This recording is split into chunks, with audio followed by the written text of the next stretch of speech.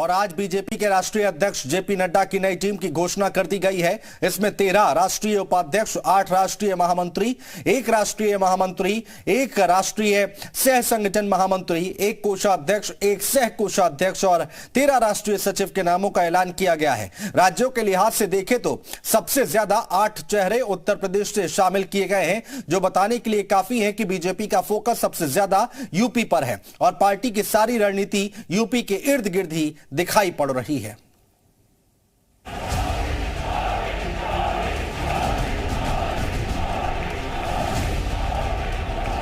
BJP ने लोकसभा चुनाव 2024 की तैयारियों को तेज कर दिया है।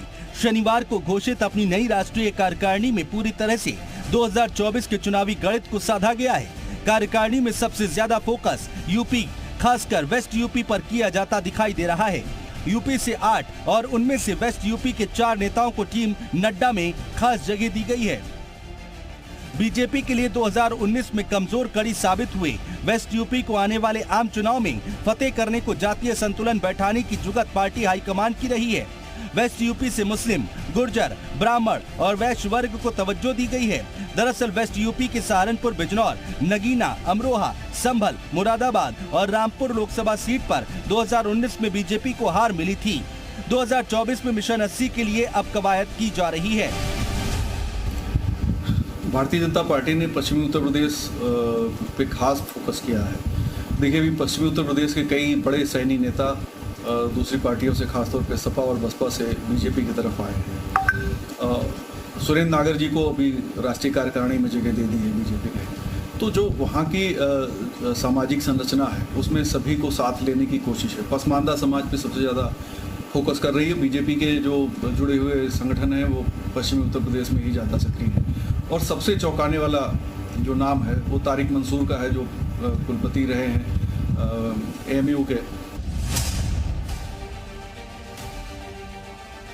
वेस्ट यूपी से सबसे चौंकाने वाला चेहरा मुस्लिम तारिक मंसूर का है। तारिक मंसूर वेस्ट यूपी के अलीगढ़ मुस्लिम विश्वविद्यालय के कुलपति रह चुके हैं। उन्होंने पीएम मोदी के काम की तारीफ कर अपना पद छोड़ दिया था। इसके बाद बीजेपी ने यूपी से इन्हें MLC बना दिया।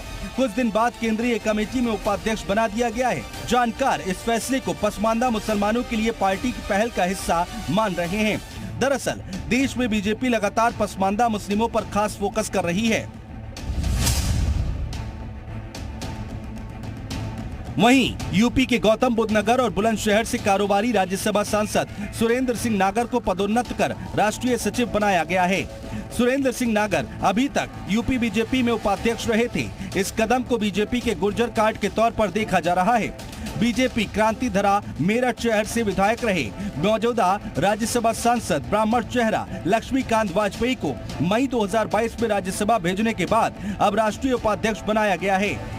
वो बीजेपी के प्रदेश अध्यक्ष रह चुके हैं। माना जा रहा है कि कांग्रेस के यूपी में ब्राह्मणों को साधने की कोशिश के चलते वाजपेयी को नया टास्क सौंपा गया है।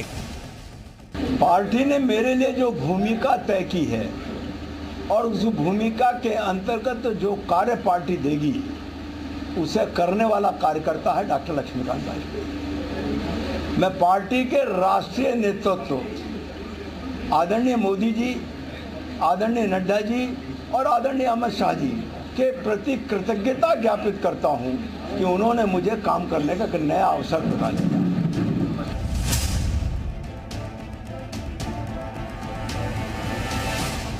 बरेली के कद्दावर नेता और 5 बार के विधायक पूर्व मंत्री राजेश अग्रवाल को दोबारा राष्ट्रीय कोषाध्यक्ष बनाकर भरोसा कायम रखा गया है। राजेश अग्रवाल की बरेली के वैश्य बिरादरी में उनकी अच्छी पैठ है। साफ है, मिशन 2024 में यूपी फतेह के लक्ष्य को हासिल करने के लिए बीजेपी ने बड़ा दांव चला है। यूपी में पश्चिम के कमजोर किले को मजबूत करने के लिए बीजेपी ने सोशल इंजीनियरिंग का सहारा लिया है। इस टीम के सामने पार्टी को 2024 के लोकसभा चुनाव में जीत दिलाना बड़ी चुनौती होगी। ब्यूरो रिपोर्ट, जी मीडिया।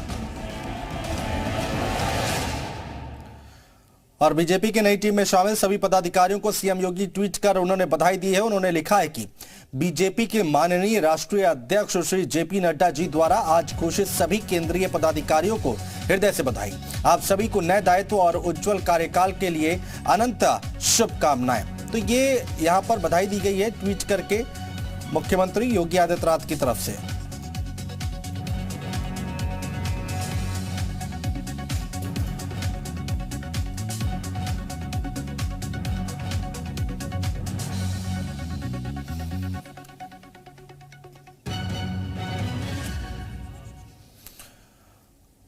तो जेपी नड्डा की नई टीम में 8 नाम उत्तर प्रदेश से हैं और इनमें कुछ नाम ऐसे हैं जिनको नई जिम्मेदारी सौंपी गई है और कुछ नाम पुराने ही रखे गए हैं। नई टीम में कौन कौन शामिल है, मिशन 80 की झलक देखिए।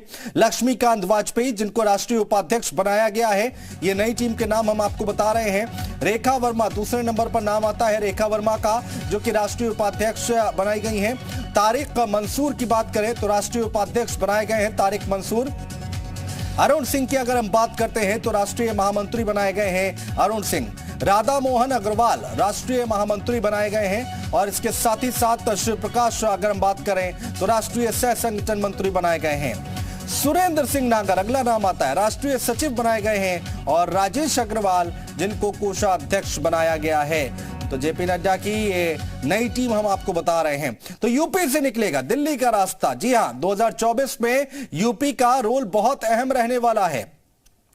यूपी में लोकसभा की 80 सीटें आती हैं। यूपी फतेह तो दिल्ली फतेह ऐसा कहा जाता है और देखने को भी मिला है, जिसने यूपी पर फतेह कर लिया उसने दिल्ली की गद्दी काबिज कर ली।